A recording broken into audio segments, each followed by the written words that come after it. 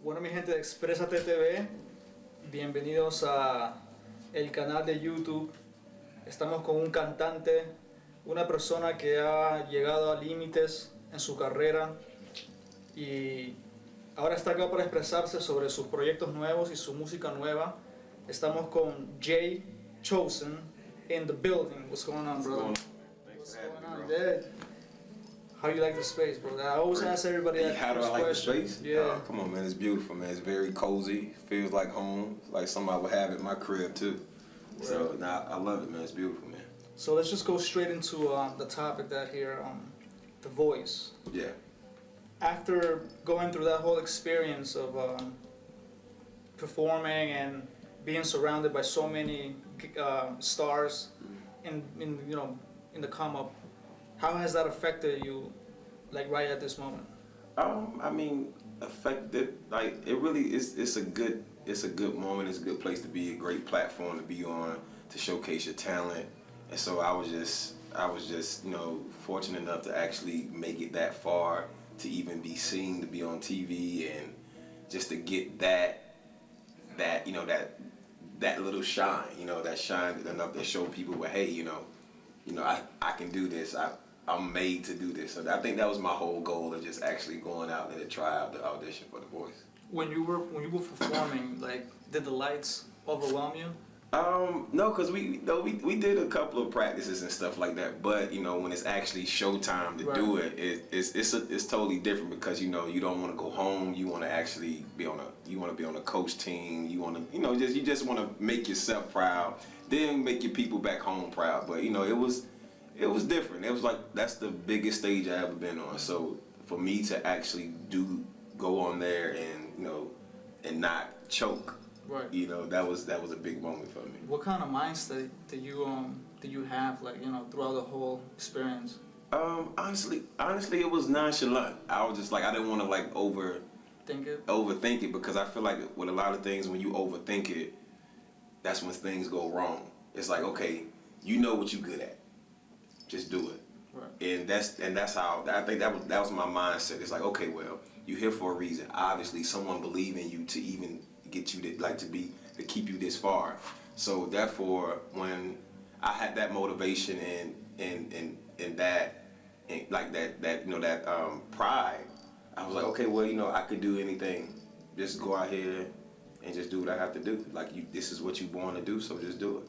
Who do you think was your biggest supporter behind that TV while you were Oh man, I would have to say it was definitely my mother, man, and that was inspiration there because that was one, the first lady. You call, I call and tell everything about. So she down to earth, number one, sitting there telling me, hey, this is what you built to do. This is what you wanted to do.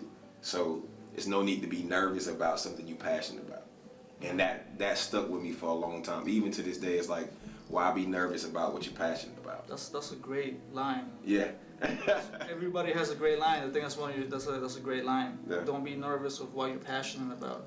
You will definitely succeed. That's what I'm saying. It's like, if this is what you love to do, why are you nervous about it? Because you the best at what you do. And the roots growing up in your music, what kind of roots grounded you? Oh man, like it was church, bro. It was like church background, like down to grandmother, mother, sister, uncles, aunties, everybody. It was a church family, man. So like growing up into that environment and having that background really gave me a backbone, And so because everybody that hears me sing, they like, man, it's something else that's different about your sound. And I've got that all my life, so that's definitely like my family, man, has been the root of it. So family and music combined. I mean, do you think your family has little like seeds in your music? Yes, man, because my grandmother, she used to sing at church because she was the pastor of the church. So she used to sing at church, and I used to always like how my grandmother sang. Like I was a young boy, but it was like, man, grandma knows she really can sing, And then my mother, she used to do certain things that I used to like. So it's like I kind of put all those pieces together and made my own sound out of all of those sounds, down to my cousins, down to my uncles, everyone. And it's like they are part of me, of my sound. And your persona, like I bet you have a lot of good influences by them, like morals. Definitely, man. Definitely. So- It's the upbringing. So it's like from a young boy to now, I still get the same lectures, the same talks. So nothing has changed. Like I know, I remember going into just recording and stuff. My uncle used to tell me. He said, look here. He said, the one thing I'm gonna tell you, I tell everybody this too now. One thing I'm gonna tell you, he said, if you can't do it live, don't do it in the studio. Because in the studio you could do it over and over, Right. but you only get one time to do it live. And I'm like, okay, well, you know, people hitting high notes and this, that, and the third, but people don't think about the days they're sick. People don't think about, you know, just these things that actually happen in life. So I kind of think I kind of put that in my mind as I'm recording certain things. So it's like my family is with me the whole step of the way, like even during like doing any little thing. Incredible. And family's your one thing, and what about your music team right now? Oh man, my music team right now is definitely right now. It's so many people that I would consider as on the team. Like, you know, I have so many people that I met here that became part of the team. That it's so many people I could just name, but it's like endless. So it's definitely like, you know, it gives me that moment to sit back and be like, well, hey man, you know, I have so many people here, the PA area, you know, the New York area. So like people I haven't met that actually don't want to be a part of what I'm doing. So and it's like, you know, and I'm kind of easy to get along with. So it's like, you know, bringing people in, even down to writers, down to management, you know, just down to features, and you know, and just building the brand, you know. And your brand consists of right now you're doing your music. What other projects you're working on? You have an EP that's coming out. My EP is coming out June 20th, and it's called the Rebirth of Jchosen. And the latest track. Friday night.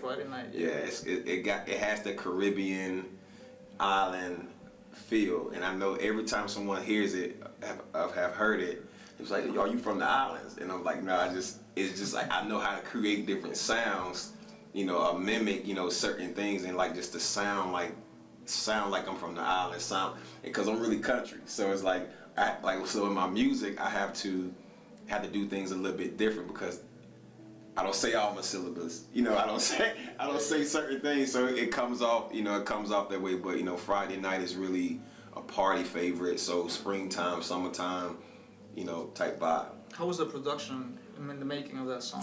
Oh man, it was crazy because we kind of went through tracks, and when I heard the track, we kind of just like, okay, it gave me that's like a tropical Hawaiian feel, and so I was like, I need to do something to this, you know, and just like coming up with the track, it was fairly easy because of I always wanted something different. I always look for something different, and I'm the type of artist that I wanna make different okay.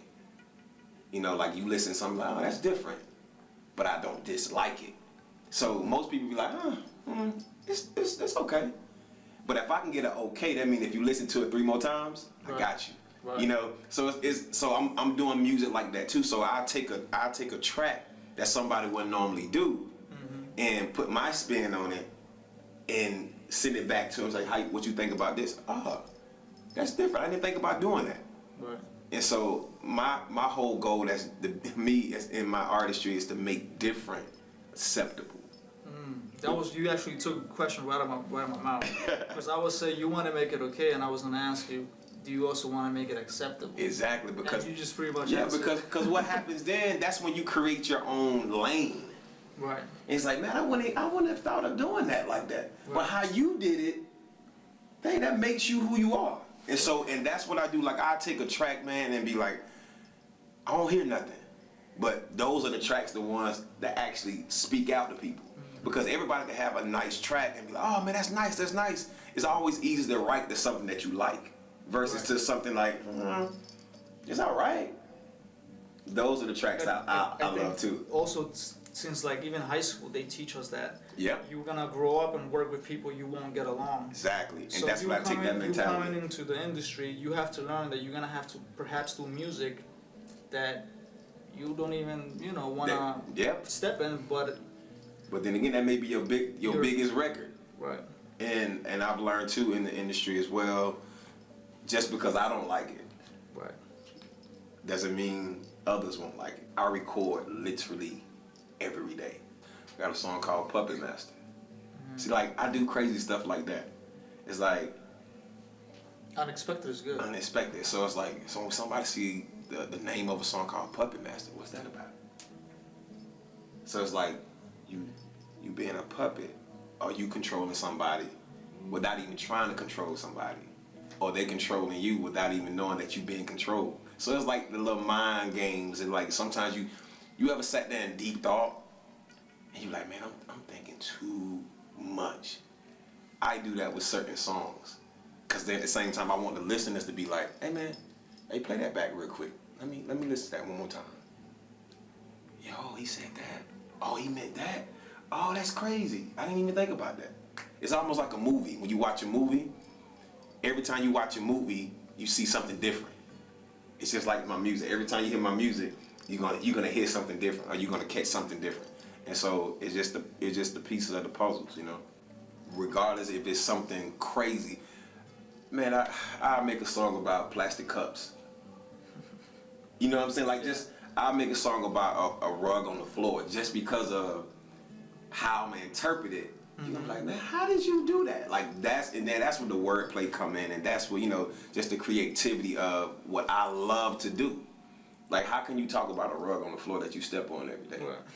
So this EP right now, what kind of different mixtures are you bringing? Oh man, I'm bringing like so many different vibes. I'm bringing an island vibe. I'm bringing a country vibe. I'm bringing like so many different vibes to come into one to make people like enter in my world. That's why I named it the Rebirth of Jchosen, because from the first song to the last song is gonna be totally different, and so then I know for a fact it's gonna catch people's attention, because at the same time I feel like we get away from certain music because now we only love a certain sound now. If you ever think about it, mainstream radio, we only loving a certain sound. Right. But it's like, okay, well, it's other people that's doing something totally different that has a great sound too. So I'm just trying to bring that too as well. So that's why I'm bringing my Jchosen feel and Jchosen sound to pretty much to the world. And what about, you like hot weather or cold weather? Well, man, since I'm from actually I'm a winter baby, so I actually like cold weather, man. It's crazy. I'm from the South, but I hated the heat, man. So I hated the heat, man. You started doing, what about, because this winter was really weak, don't you think? Well, not for me. Oh, right. Not for me. Like, you know, shoveling snow and all that stuff there. Like, it wasn't weak for me. I actually enjoyed it just because it was something different from, you know, I ever experienced. So. Do your track reflect the weather when you make them? Or? Sometimes. Sometimes It just depends. Like, you know, if it's rainy outside. Like I wrote a song. It was rainy outside. I wrote a song called Nightmare. Dead serious, crazy, right? I wrote a song called Nightmare, and it was just based on. And I just did a video to it as well. So it was just basically, I was just sitting there literally like, and I just was like, woke up this morning, fiending for your touch. No calls, no texts, no love from you. This not like you. And that was just a freestyle.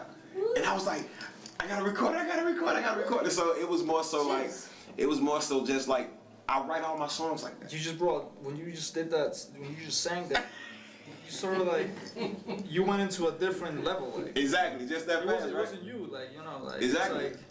And that's what I tell people, because a lot of people, when I tell people, hey, yeah, I sing, they be like, sing something. And then when I sing, it's like, whoa, you really can, like, you know, I don't go around bragging about I can sing. I just tell people I'm a singer. Well, you know, I sing and stuff like that, you know. Right. And then when people hear me, I kind of let people judge, because I want to step into a room that nobody knows me. But when I leave there, people like, yo, that was hot. I won't forget Jchosen. Yeah. And that's the whole thing. Like, I don't care where I'm at. I could be anywhere. I sing in front of 2 people, 5, 5,000. But at the same time, it's just like planting your seeds, man. Because when people see you again, oh, I remember that guy. Because people don't forget sound. Right. They may forget a face, but then they don't forget a sound. Oh man, that sounds familiar.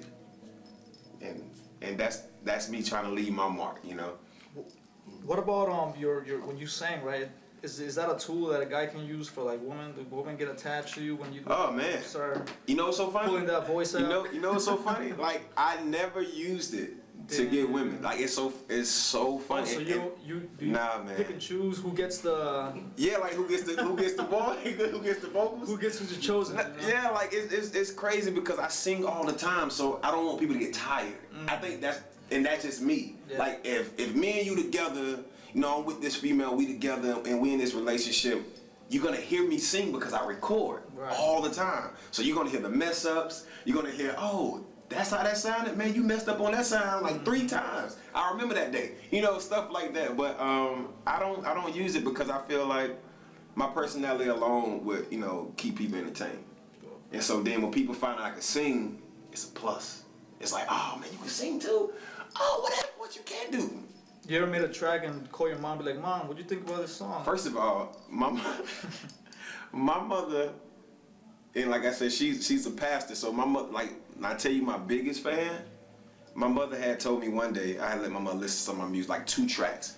My mother was like, she looked at me, she said, I said, what does that mean? She said, you making that baby making music. Dang. And just for her to say that, I knew it was good because she's not, because like I'm a son, so she ain't gonna be like, that was sexy.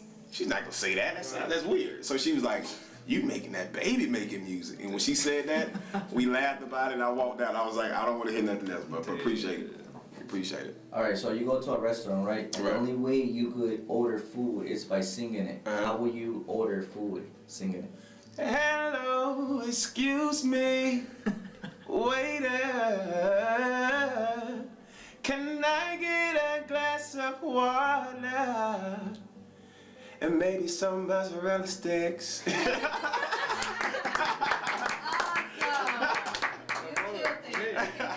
Jay, you are a great person, man. You have a great aura. You have a great energy. Thank you, bro. Your voice is incredible, man. And I, from what you just said, that you have a good family background, a really close family, a lot of history with music. You're definitely gonna have a hot summer coming this year. We're trying to have it blazing, man. Like seriously, like I cannot wait.